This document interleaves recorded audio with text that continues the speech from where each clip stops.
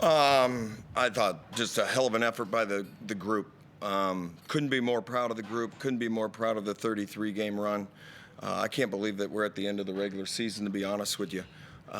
It's been an exceptional group from day one to coach and to be around, and they just find ways to keep connecting. And I thought you saw a great example of that today with a lot of the bench guys getting an extended run there. And we won the second half.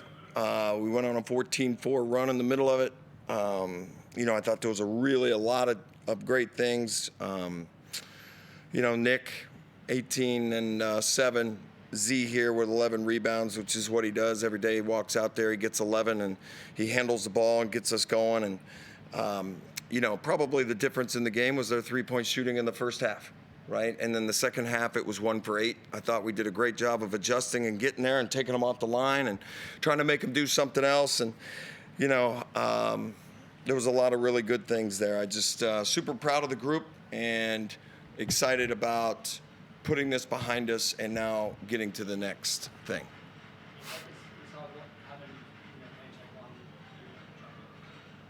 Not a big deal to me. I just thought that there's no real point differential at the end right there. I didn't think JLA needed to lay the ball in. Just didn't need to do it. That's just my personal preference on that one. They're in, we're in, everybody's in the playoffs. Not a big deal, but I'm just so proud of our group. They kept competing, and JLA kept subbing back in.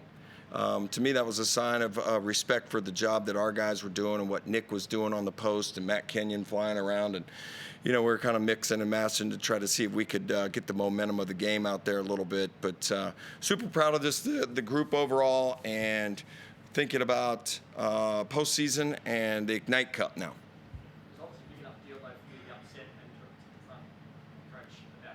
I said my piece and moved on.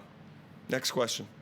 Get out of what you needed to get out of tonight as far as... I think we got it. I think it was exceptional. A couple of your starters didn't seem to time in the last quarter. Just really management. There's no injury problem. I thought that the group on the floor was just playing great. I thought we had really good energy, and Isaac White did a hell of a job.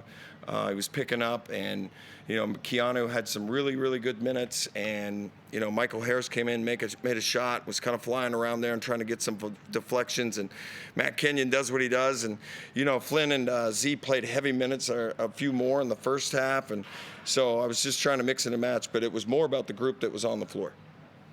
Just ask in terms of the youngsters, we know playoffs, they're games after game after game. There's not a lot of rest in between. How much does that give you an advantage, knowing that those boys can take it up to a top 4 team? Nothing they do is surprising to me at all. They compete with us at practice every day. Excuse my French, sometimes they kick our ass. So I'm not at all surprised by anything they did on the floor tonight. We expect that from them, and credit to them for being ready and staying ready for their opportunity. And I'm kind of with Coach. I'm proud of them. Exciting game Sunday. Now you turn your attention to something that's a little different to a regular season game, or do you just approach it the same way? Obviously it's a little bit different, considering that there's something at stake. But for us, it's about consistency. It's been the same message all year. It's about us playing our way, us executing the things we want to execute. And we've had some tough games with New Zealand, so it should be a good one. And, if we do what we're supposed to do, we'll put ourselves in a good spot. There's a lot of money in this game. It's unusual to be playing for cash like that as opposed to the normal victory. Does that change your mindset? It's easy to say no, but obviously, some extra cash is definitely a great incentive. And credit to our group for putting ourselves in the spot to be able to compete for it. So for us, man, it's about, closing out, finishing out what we started. We did the right things all season. We won enough quarters to be in this situation, so now we want to go finish it. Will you have your money man with you come Sunday? Yeah, for sure. That's me. I get to hold the cash, for sure. But I'd like to just say on the Ignite Cup, I was in the NBA when the in-season tournament started. And one thing in my 26 years in the NBA and 31 now of coaching, guys like to compete, and when there's money on the line, they really compete. I think this is a fantastic deal. It's the first time. It's the first deal. I think it's important to try to win and put Adelaide 36ers on the first year that we did the Ignite Cup. I think it's a great thing. We played for this situation from the very first game on a Wednesday. That was an Ignite Cup game. We talked about winning quarters, and we made it a focus because not everybody has an opportunity in their contract to get a playoff bonus. In the NBA, you get playoff bonuses and you get playoff shares and you do all that stuff. And to me, this is an opportunity for these guys to get a little extra money. Now, it's the greatest fucking consolation prize, excuse my language, for New Zealand in the history of professional sports. They don't make the playoffs, yet they get a payout. It's a really unique situation for us. We've got 2 games in about 40 hours on different coasts. We're excited to be in this situation to compete for this, and got a ton of respect for New Zealand. It's been some really, really tough battles for them. They have some great players.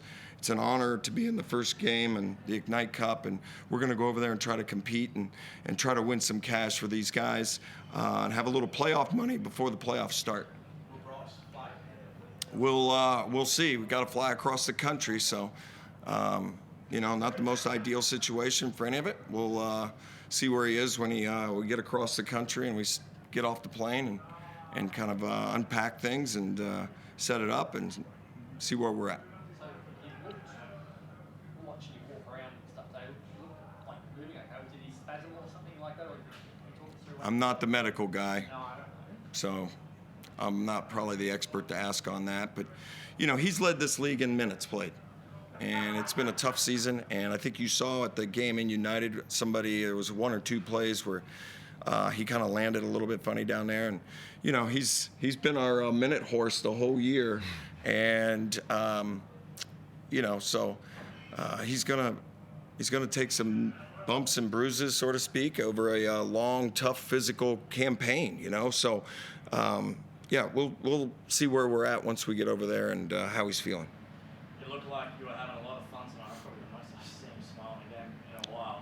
Is that part of the game plan coming into it, guys, just to do it? Well, I think I've smiled a whole bunch this year, to be honest with you. You may have only seen me here.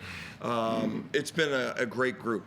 Since the day we got together in August and started to practice and started to talk about, what are the things that we want to, have as goals. And, being a top 2 seed and being at the top of the ladder as many weeks as we have, it's just a hell of accomplishment. And this group is connected on the court and off the court. I think they've enjoyed each other. They're always communicating the right way. As a coach, when you come to sit down in the huddle and guys are talking about defense, you've got most of it's already, handled at that point. If guys are talking defense, your job's easy. And they're usually talking about what we're in and the coverage and what they feel comfortable in. I think we just got a very, very mature group, and what you saw today was some guys that haven't had extended minutes for a while, flying around and make the most of the opportunity. So, as a group, I think that's a positive for us going into the playoffs. And then you started the game really well, and then Wildcats made a start to put David Duke in. Started kicking up, they got your Cameron full court. It sort of changed your offense a little bit to play a bit slower. Does it, when a player like that good defensively comes on the court, does it change your offensive style much, or is it not really? Yeah, you give David a lot of credit, right? He checked in and tried to impact the game right away. He's a terrific player. We probably didn't get the shots we'd like in a little bit of a stretch, but you saw us rebound and you saw us get our feet back under us. And, it's going to take a little while. We haven't played extended minutes without Bryce out there in a while. So, I thought the guys did a great job of connecting and figuring it out, and that's what's going to happen in those situations. Chris online. Yeah, just quickly, I think you have smiled plenty this season, Mike. Thank you. Z makes me smile every day. I mean, come on, guys. Is there another bonus to play on Sunday that lessens the time that you're going to have a break? I mean, I think we all agree that 3 weeks is far too long for you as a potential, as a so-called reward for finishing top 2, yet don't get to play for 3 weeks. So is it an added bonus that you have a little bit less of a break by getting to play on Sunday? I think we both should answer this one, if that's all right. From a coaching standpoint, I wanted to be in a single elimination situation. That's what this is. This is a playoff game This is a single elimination. Instead of our season being over, though, it's for the money. We talked about it the whole time. This game was going to be after the regular season. I wanted to play after the regular season, and I wanted us to be in kind of a sudden death situation. We've got a new group. We've got a whole bunch of new faces. I think it's absolutely a fantastic situation for us to be in against a team that's got nothing to lose. I think that we'll come ready to play. I think it's a great opportunity for us. And like I said, I've the whole season, I've been really, really excited about us being in this situation. And the number one thing would be just to get the guys money. I want my guys and maybe the support staff and everybody that commits to the Adelaide 36ers to know if you come here, we're going to play for the Ignite Cup. We're going to try to get to the championship every year so these guys can make every money. It's a priority. It's one of the things at the top of the list for me. I'm not ashamed to talk about it that way. I want these guys to get playoff bonuses, and hopefully we get a little bit of a check. Before the playoffs start, and then we can take a little bit of a break. We'll refocus and try to come out of this break ready to go and talk about the things we need to do to win a series. See? Yeah, I mean, I think having an opportunity to, like you said, play an elimination game going into playoffs, I think it's an advantage for us for sure. And I think we're going to approach it that way. Obviously the money's an incentive, but getting to a single elimination game on the road kind of is like a playoff prep type of situation. So for us, I think we should treat it like that, and I think it's definitely to our advantage. Are you feeling as fired up about playing New Zealand as Mike sounds like he is, given they're not going to play finals? This is all or nothing for them on Sunday. They've talked about how they feel like they owe you one, given the way they've lost their last 3 games against you. And you have a look at Sam Menenga, how he played last night. He's going to be ready to go. Are you as fired up to play them as Mike is? Yeah, for sure. I mean, I love playing basketball. I mean, I don't really put opponents above another opponent. I mean, I was fired up for this game. I was excited for the opportunity, and now that game is closed, and I'll be on to the next. So we'll be ready for whatever New Zealand brings to us. And for me, there's a little extra incentive being that's my old team. A couple of those guys are my friends, so it would be lovely to get that win and be able to have bragging rights. So, but other than that, it's another game that we're trying to win. I get my energy off this guy beside me. He's an energy giver. Every day he's been walking in the gym. From the very beginning, we have this big speaker that we play music on, and there's a button on it that says, "Let's party," and it's kind of annoying. But Z's done it every day that he's walked into the gym to kind of announce, like, "Hey, let's go. I'm in the gym. It's time to practice." And the group, I can't believe we played 33 games. I got to be honest with you. It seems like it's flown by, but I'm fired up because this is what we all play for. You play to win championships, and if you're not excited about a time to be in the top 2 and to have a home court advantage and a series at home, I don't know what we're doing this for. It's been a long time or a little while since Adelaide's had that situation. But that's why we get paid. That's why we are all here, is to compete and to win and try to win a championship and bring that back to Adelaide. We get to do a little something unique on Sunday afternoon. Sounds good. Thanks, guys. Go for it, Josh. Let's wrap this thing up. Yeah, Mike, I was down in Rockingham throughout Hoops Fest, and I remember you having a bit of a conversation after training about the way you guys were trying to set up Bryce Cotton with the Jesse Wagstaff type screens. After tonight's performance, mate, are you going to be making that phone call to Jesse potentially to bring him over to the Adelaide 36ers next season? Well, I don't know what the rules are on tampering, but that's next season. I'm focused on this right here. All the respect to Jesse and his career. It's been an amazing, amazing career, and what he does out there is really unique, and all the best to him.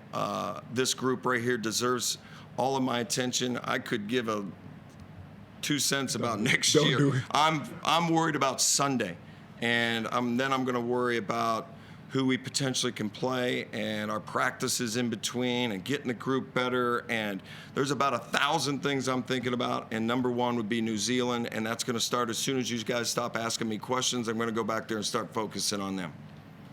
Last one from me then, mate, and I'll let you go back. Z, what's the first thing, if you win the money in the Ignite Cup, what's the first thing you're looking to buy? Donate it to his coach. What are you looking Donate it to the coaching staff. Yeah, well, first, I don't know exactly how much it is or whatever, but It's kind of hard for me to really think about it, honestly, because I'm so locked in on just winning the game. You know, I feel like those type of situations when you're looking past an opponent and looking at the reward instead of looking at the task at hand. So it's kind of hard for me, but I can imagine. I mean, I'm invested into the stock market. I'm invested in some things, and I mean, I got a 3-year-old son, so I mean, I know he loves to travel and Disneyland and that type of stuff. So who knows? We'll see.